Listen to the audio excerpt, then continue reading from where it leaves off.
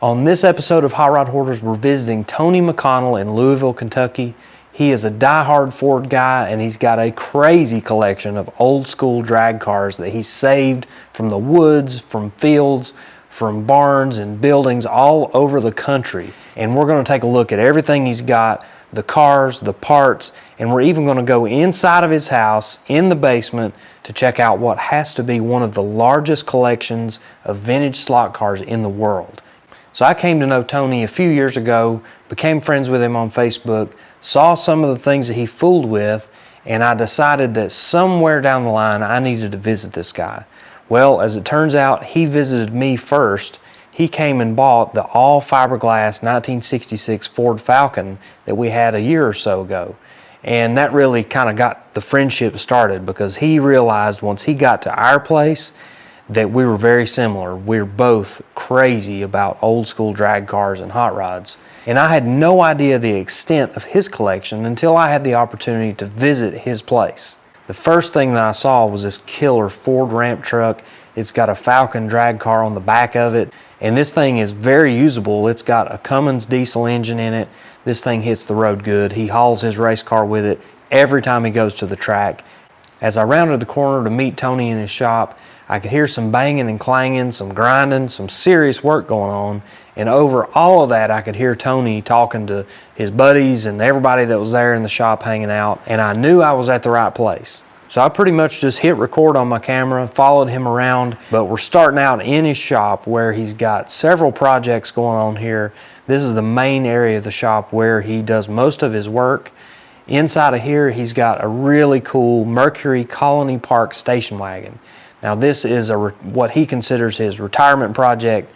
He's going to build this car and drive it across country, and this thing is killer. It is a four-door hardtop station wagon, so you notice it has no pillar between the two doors, and this thing is solid and clean, and he's done a ton of work to get it to this point. He's actually going to pull a vintage travel trailer with it, and he's planning on just taking big trips and going all over the country in this very cool station wagon. So the whole reason I came here was for the vintage drag cars. So let's get right into that. The first one that I spotted was this absolutely cool Opel drag car. This thing is super small. It has to be extremely lightweight. And I noticed that the scoop was off to the side, and I already knew that Tony is pretty crazy about inline six-cylinder cars. And I had no idea that you could even make a six-cylinder sound like this, but listen to this thing.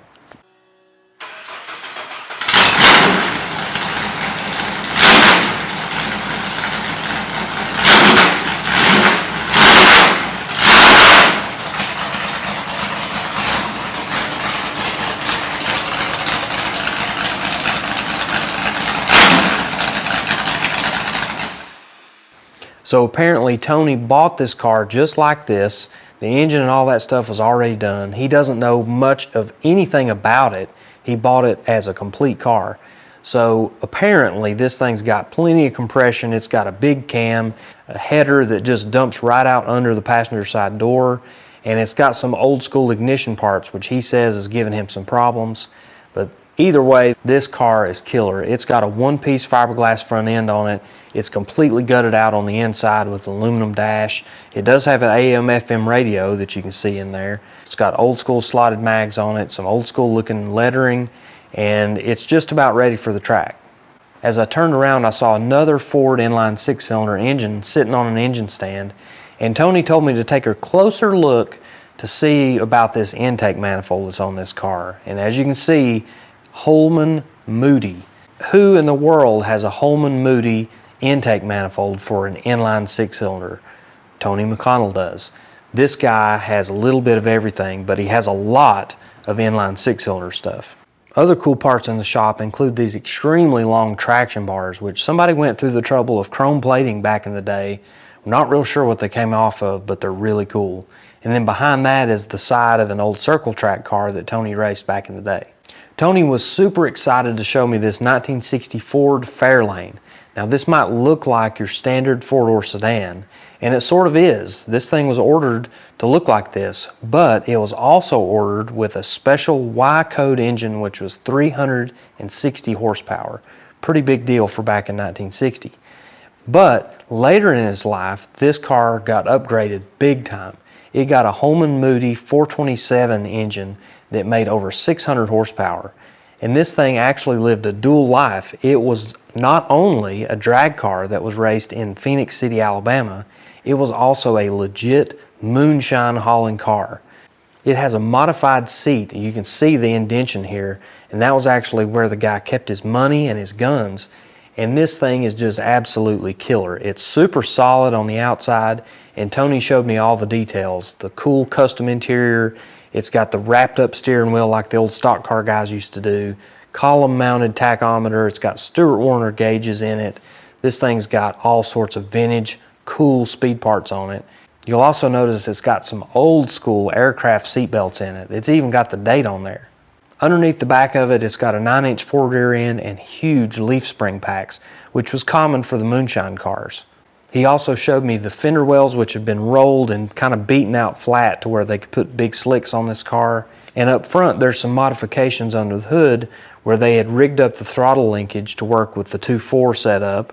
He said this car was called the Gray Ghost in its day, but as it looks right now, it is just a sinister black car with black steel wheels. Nothing fancy, nothing special, just looks like your regular sedan. But I bet this thing really ran good and surprised a lot of people, including the local law enforcement down in Alabama. Sitting next to the 1960 Ford is a front-engine dragster that Tony had just bought a few days before. He'd gone up into Indiana to buy it, and this thing has some cool history to it. It's a late 50s style car. It has had a few modifications. The front axle doesn't appear to be original to the car. As I'm walking around this thing, I sort of fell in love with it. And even though I've already got 4 front-engine dragsters sitting at the shop, one more might not hurt. So we might strike up some kind of deal on this thing, and I might be taking this thing home to Tennessee. But for right now, let's take a look at it.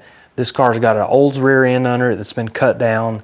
It's got some cool pieces. It's got a Crosley steering box with a really big chrome-plated pitman arm on it.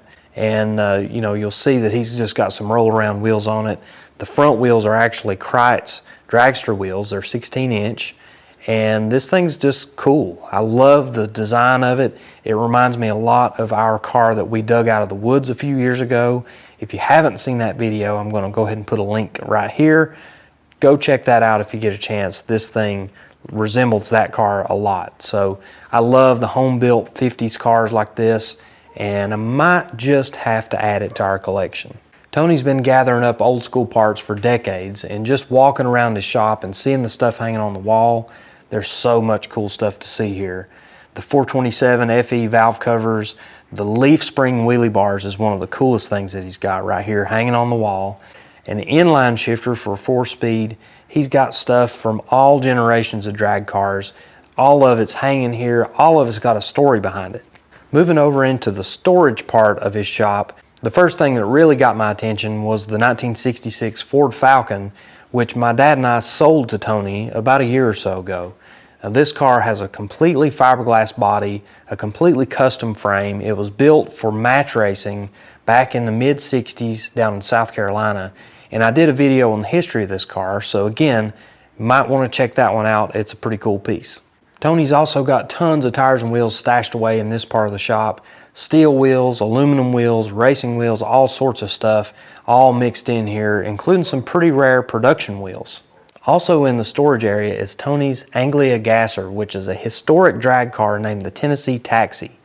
And this thing's got crazy engine setback, and of course it's got a Ford inline 6-cylinder in it. Now this one's mostly stock, but this car will stand right up on the bumper as soon as he gives it gas. This thing's got crazy weight balance. It actually doesn't weigh much of anything. And it puts on a show for a lot of people at the Straight Axle Mafia races, which happen in Kentucky, Indiana, all over the place.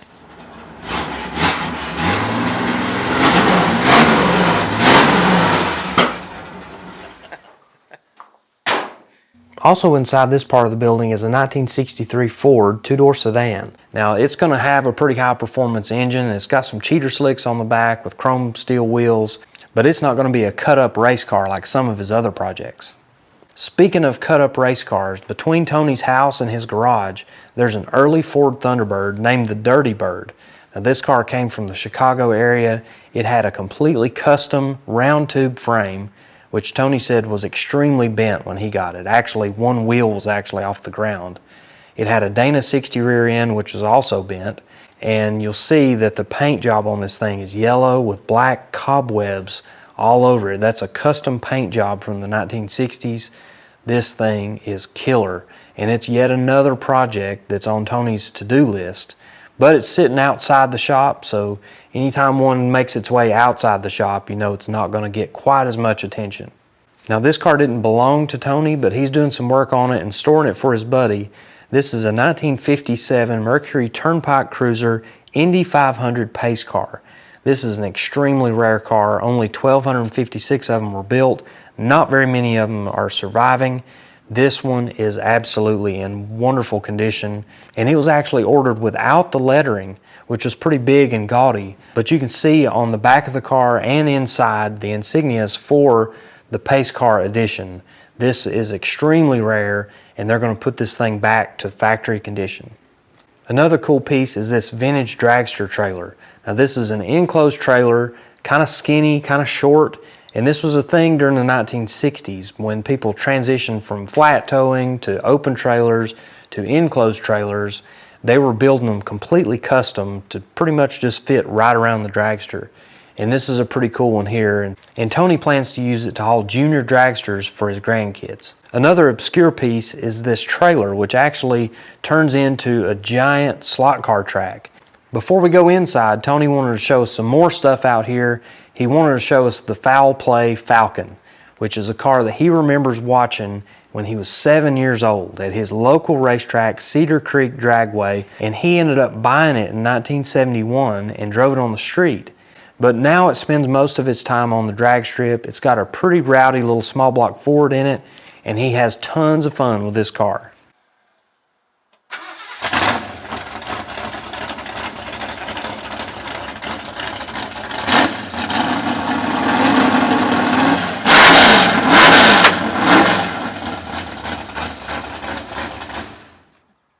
Sitting next to his ramp truck and Falcon is the travel trailer that he plans to pull behind the Mercury station wagon.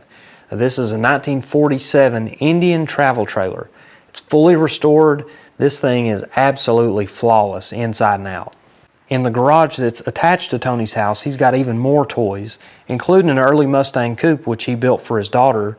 This thing's got a slick orange paint job on it, a pretty rowdy little small block Ford in it, 5-spoke mags. It's a really nice piece.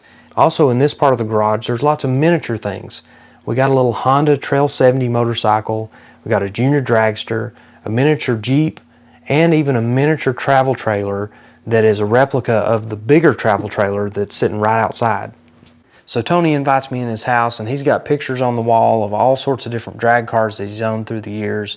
And he invites me down in the basement, and as soon as we get down to where we can see, it's all slot cars, vintage slot cars, everywhere you look, stacked on shelves, stacked up in the corner, in factory boxes, all sorts of vintage slot cars. And these things are extremely rare. Some of them I had no idea they were so rare and valuable, but he took the time and explained a lot of these things to me, and there's just some really cool stuff here. Look over here. Here's see the little red wagon up in the corner there? And this one, the white Nissan, it was never sold in America. It's metric. It's a 1966, and the bolts and nuts are metric. But let's see. And I got, this is the rarest of the Impalas. And this dark blue is the rarest one I got. The dark blue. Everybody in the country's tried to buy that. And these, a lot of them ain't been run. And the Batmobile, the monogram is the big bucks ones. Yeah. You know, I got this is a monogram, that's a monogram, and this one here I got the box for.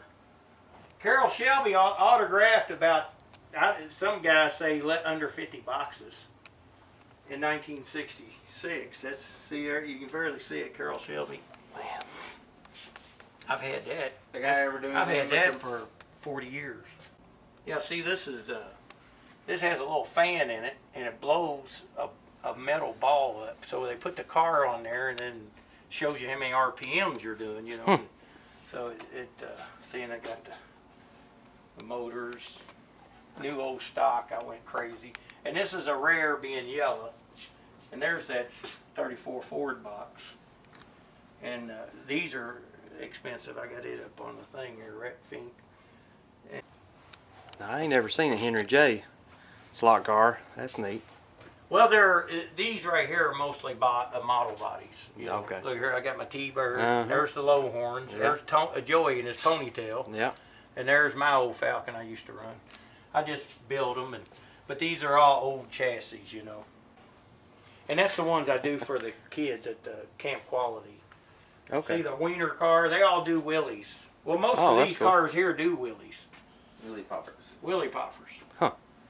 So anyway, I got the amulets here. I'm working on it. It does. See, it does a wheelie down. It does a wheelie. Then I turn it on, and they tore it up at the last one.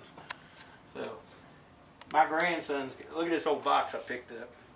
It was from the '60s. Look at that. Schaefer, B&M, Mickey Thompson. That's pretty cool. Junk everywhere. Don't take a picture of that. I love it. Look at here. See the Porsches? Yeah.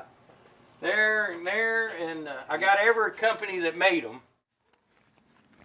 Also in his collection of stuff is a really cool vintage flyer from Cedar Creek Dragway, which was his home track. This place ran from 1955 to 1972, and of course when I showed interest in that, Tony said, well, hop in the truck, let's go check it out. Even though there wasn't a whole lot to see because it's all surrounded by corn, it was really cool to drive by this place and check it out and to just think about all those memories that he's made through the years at that place and all the memories and all the crazy drag cars that raced there back in the day. And when we got started talking about old drag strips and old drag cars, he pulled out his scrapbooks and his photo albums, and he's got tons of cool stuff. The coolest thing to me though is when we flipped open that photo album and there was a picture of a Kellison funny car in there, and that is actually a car that my dad and I own now. That car was campaigned by Larry Stewart in the 1960s and 70s. I'm going to do a full documentary on that car. I've got tons and tons of history on it. So look forward to that in a future episode. But as we kept flipping through here, you know, we see some really cool race cars, some cool advertisements for Cedar Creek Dragway, lots of cool stuff in here, lots of history. Other cool stuff outside included this 9-inch Ford rear end housing, which had some giant traction bars welded to it, which is kind of like what they did for the Thunderbolts and the other factory drag cars. And then there's a 40 Ford hood with a cool scoop glassed onto it, an Austin fiberglass front end. And as we make our way through here, we see a Vega shell that's just been gutted out and going to be turned into a drag car.